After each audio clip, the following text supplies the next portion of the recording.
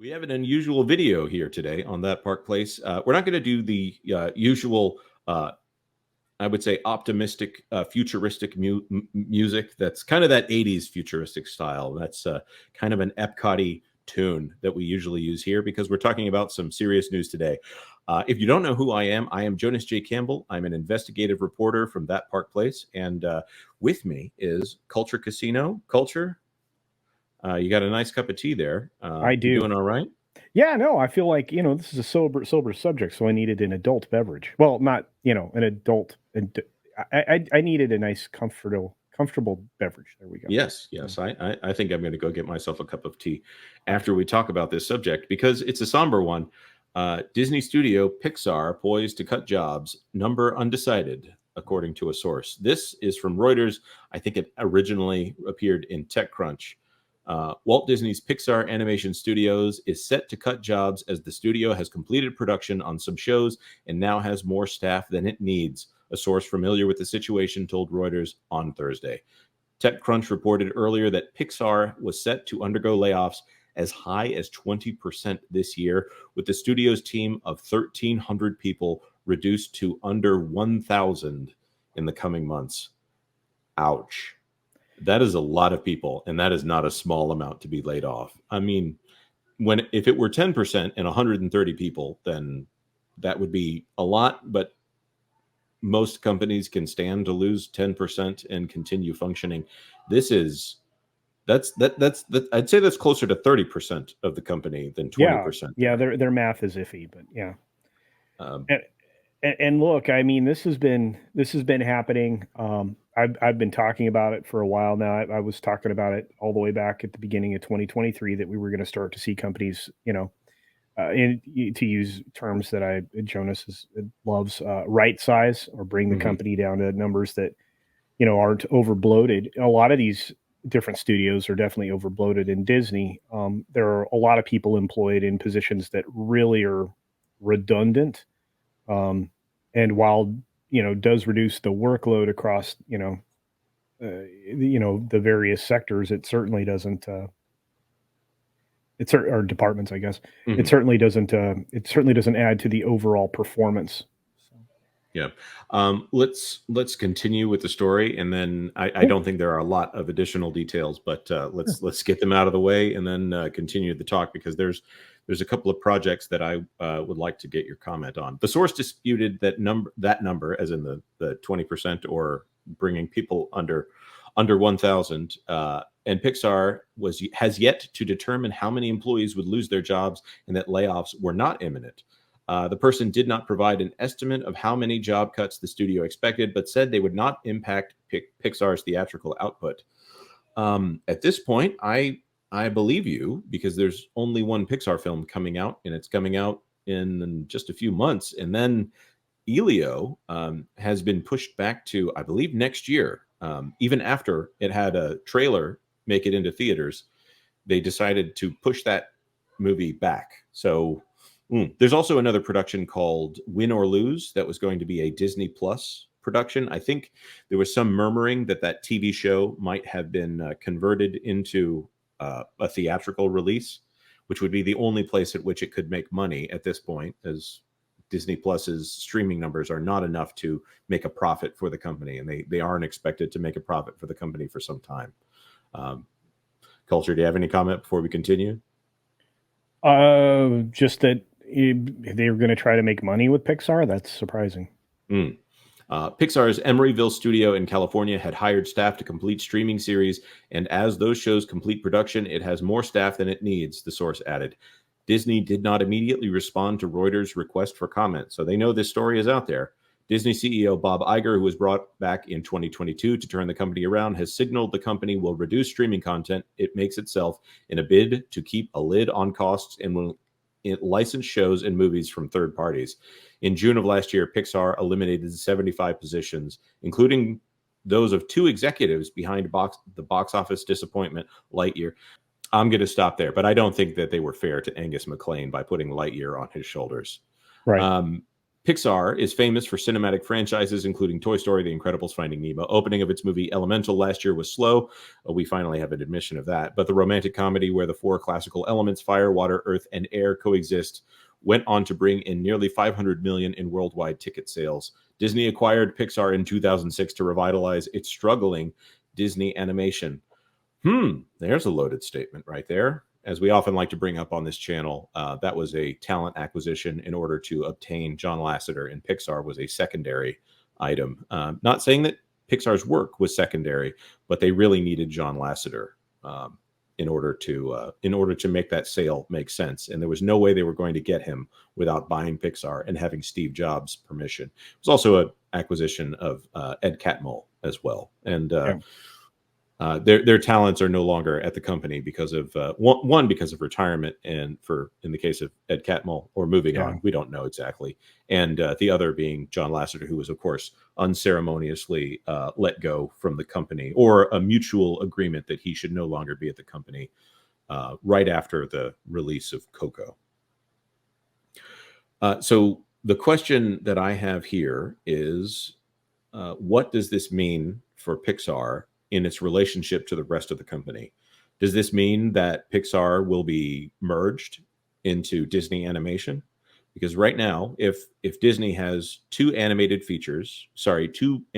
studios that are not doing commercially successful work, they really don't need to have one, let alone two. But Pixar is historically significant. It has a great legacy, as well as Disney Animation has a great legacy. I don't know if this means that they end up turning Pixar into a division under Disney Animation, or the other way around. The Annie Awards came out this year, and Disney Animation, Disney Animated Features didn't have anything nominated in the Annie Awards this year. That Wish is the film that didn't make the list, but Elemental did garner some nominations. It seems like the quality of the animation is there at Pixar. I don't understand why they haven't made more significant changes at the top as opposed to starting from the bottom. Well, again, I mean, layoffs allow for executives to still maintain A, their positions, but B, the opportunity to have additional earnings, and we can just leave it there. I still find it interesting the way a lot of these stories are being reported, specifically around Elemental, because it wasn't a profitable venture. The film cost over $200 million with marketing. The film needed to make $600 million. It made $486 million. It's far short of $500 million. It's not nearly $500 million, but let's not quibble. Mm-hmm. The theatrical releases in animation have not been up to snuff. It doesn't matter if it's Disney Animation or Pixar. You speculated on whether or not they would be combined. I think it's almost certain they'll be combined, and I think it'll all fall under the Disney Animation brand, with Pixar basically being a sub, studio at that point. I think you might be correct. You think about Disney Toon Animation, and I hate to compare Disney Toon. They did some excellent work. Their Movie Tunes was another name that it went under. But there's some quality work that came from that brand. They're probably not going to revive it, but Pixar is so important here, and to see it fall under times like this is very frustrating for me as a Disney fan. I don't like talking about this, but it is significant, and it is not something that we want to leave our viewers uninformed of or not know our perspective on it. This is also going over to the Walt Disney website. They have right now an article up talking about Soul and Luca and Turning Red, which are returning to theaters here over the next 3 months. In fact, Soul is in theaters right now. This was I believe that's a Pete Docter film. Turning Red was Domi Shi, and Luca, I never quite say the name of the director of Luca correctly. So, but it's an excellent film. It's my favorite of the recent Pixar films. In fact, I think it shines. But that being said, Fandango right now is running a deal to where if you buy a ticket to either Soul or Luca or Turning Red, 2 tickets, you'll get 2 free tickets to Inside Out 2. And Inside Out 2 on the horizon here is not a retelling of the story, but it's adding additional elements. And I wouldn't call them emotions. I would say that anxiety is not an emotion. I would say it's a state. But a movie that is supposed to be marketed to kids, that is going to have anxiety as a character, perhaps a cuddly plush, is worrisome to me. To even introduce the concept of anxiety to a child, I think is problematic. Normalizing, celebrating, or otherwise, promoting anxiety Mhm. as is probably not something a parent wants to do with their kids. They want to limit that in their life, Right. you know? And I would say that and knowing children who have struggles with anxiety, I would never want to give them that word in their toolkit. Right. Yeah, yeah. I mean, it's just, kids will use any opportunity and anybody else's behavior as an excuse to do something wrong. And or, not as if they see an adult do something and not experience consequences, then they're certainly not going to be prepared if they do something and they see consequences and Right, or to say to themselves, "I have anxiety, therefore, I yeah, am scared of having anxiety," and then right. producing anxiety. So, as we're having this conversation about Pixar, I want to bring in this element because I think it's important to get the perspective here that Pixar, especially lately with the Spark Shorts series, I don't think those have delivered for the company in maybe the way that they were wanting. I think they have not cultivated talent in the way that they were wanting. The Spark Shorts program, that the next thing that Pixar will release is a series, is a short called Self, which is about a wooden toy that appears to be a black woman, and she is different from all the other wooden toys and needs to find joy in herself in some way. I'm probably butchering that description, but it is yet another story of an adult with social anxiety needing to find some way to actualize themselves. And I think that Pixar right now is struggling with the fact that they are writing stories for adults that happen to have a childlike audience. And I think for a long time, probably since Last or Left, they've had an identity crisis. I think that's the easiest way to say that. And it's never more clear than when they're producing the material that they are. yeah, And, prior to the global crisis that we all experienced in 2020, they released a film, Pete Docter was in charge of. And it really did, lay out, all of his issues in losing his dad. And he put it on display for everybody to watch. And while that, could be something for the right child or the right age child, that was certainly an adult film made for an adult audience with somebody using the audience as their therapy. are we talking about the film Onward? Yes. I believe that might have been Scanlon who directed Oh, that. I was pretty sure that was Pete Docter, but I could Oh, be wrong.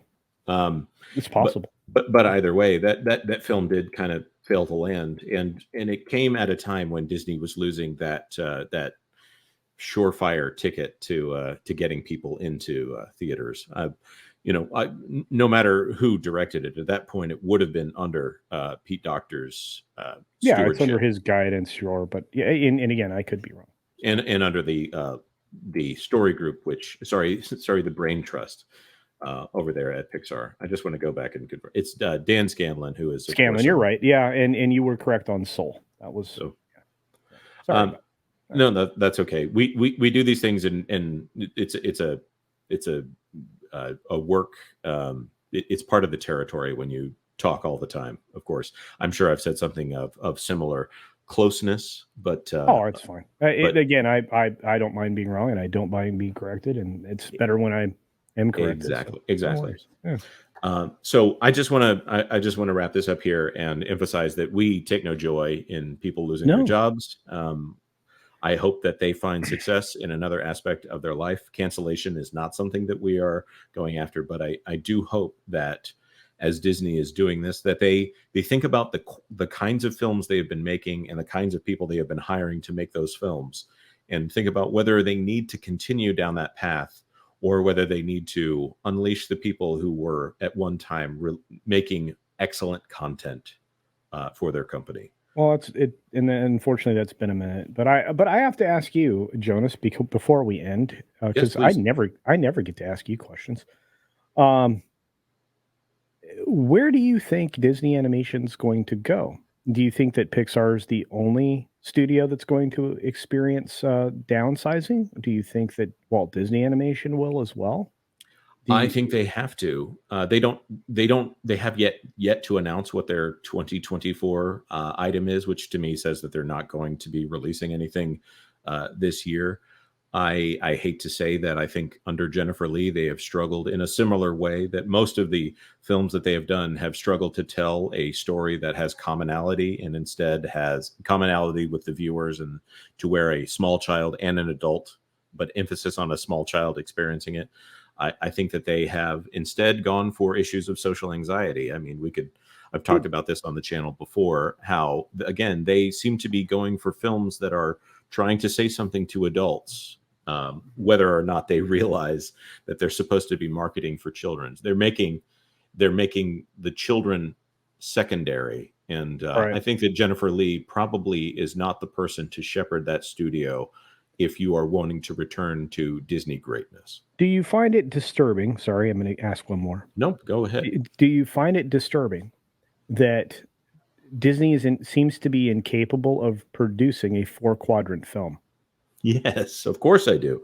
Mm. All across the board right now. Marvel, what are the brands here? Disney, Pixar, Marvel, Star Wars.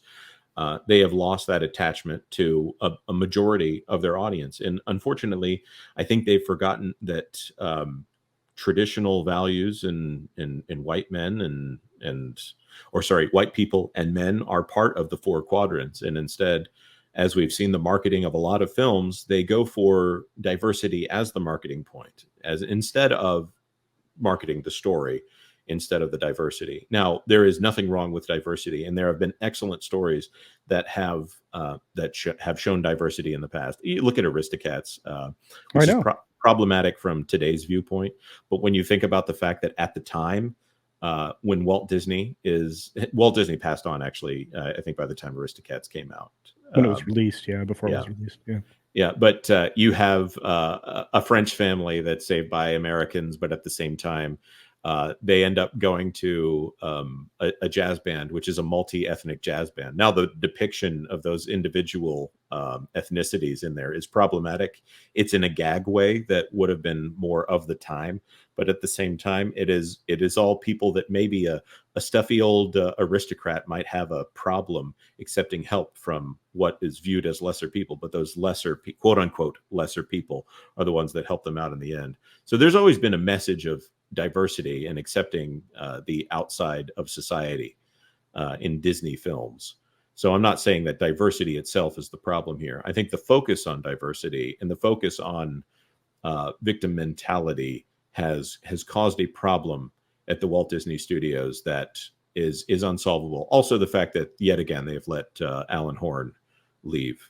So he was a genius and presided over some of their greatest achievements. It's funny. The two Bobs, maybe we can argue that Chapek could have had better ideas than Iger, but the two Bobs led the company in the wrong direction, and the two Allens seem to have headed it in the right direction when they've I would agree. had a choice. That's very Yeah. strange. I think that the other studios are probably headed for layoffs and significant changes here. Lucasfilm obviously has the most hope. I don't believe 100% that The Mandalorian and Grogu is going to be a great film or anything like that, but I do think it is a step in the right direction. Marvel has yet to make that step that they need to make. We still have Deadpool 3 that's going to come out, which is not, it might make money, but it is not going to be the thing that helps Marvel. And you want to spell out why that is, because some people may not realize why. Yes, because because Deadpool 3 is an R-rated comedy, and at that, I'm going to say it's an R-rated sex comedy, which is also a superhero action film, and it's going to be a very bloody superhero action film. Now, that also being said, technically speaking, Deadpool is an LGBT character. So if this is the only thing that Marvel has in 2024, then that presents a very large problem. And if it's also the largest film that Disney has in 2024, that presents a very large problem. I understand that Deadpool has its audience. I'm not telling Deadpool fans that they don't need to like their movie. It's not for me. I acknowledge this aspect. I'm saying this is a problem. This is a Disney problem more than it's a Deadpool problem. Yeah, and I think that that's going to be rather telling as they go to rewrite 3 Marvel films this year while releasing only 1. And they're going to be very tempted to make this movie, which sounds like it is going to be their highest, the most likely to make more than $1 billion for them. If it were just a movie, an action movie starring Ryan Reynolds and Hugh Jackman as Wolverine, this is an opportunity. This is a gold mine. If I'm an executive at the Walt Disney Company, I am saying, is there any way that we can make this not a Deadpool movie? Do you know what else this spells out to me? Just reinforcement of what we just talked about, that Disney doesn't know how to go to kids anymore and market to them and make 4-quadrant films, because this is another film aimed towards adults.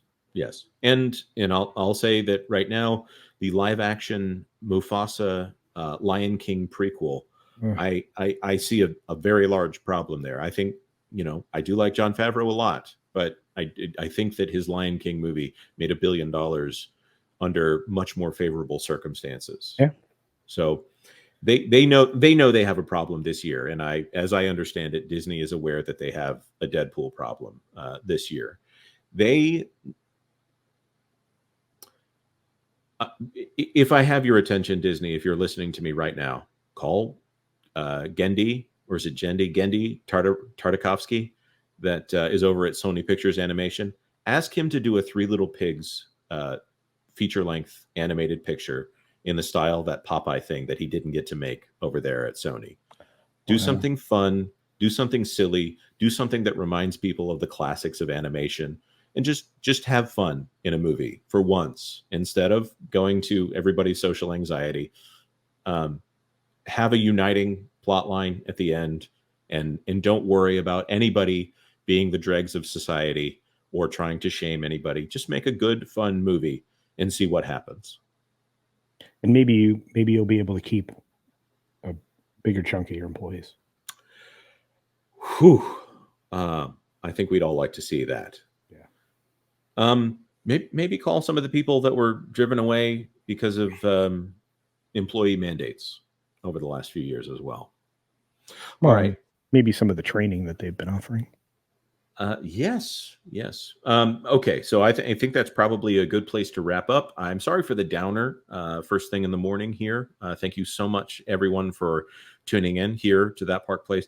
I don't like this video, but if you could hit the like button, it would help the channel out. And share this out if you know someone who is uninformed on the situation and wants to hear a sober-minded discussion of what's going on at Disney right now. If you are a Pixar employee, I am sorry if this is how you are learning of this news. I'm not going to lie. I'm going to pray for you, and I hope that you find good employment elsewhere. There are other companies that are trying to fill that space that Disney and Pixar has abdicated. And I don't say that they are failing at it. I think that they have abdicated their responsibility to make entertaining product for a company, and to tell great stories, and to focus on telling great stories. Thank you so much. Thank you for tuning into That Park Place for all the news that should be fun.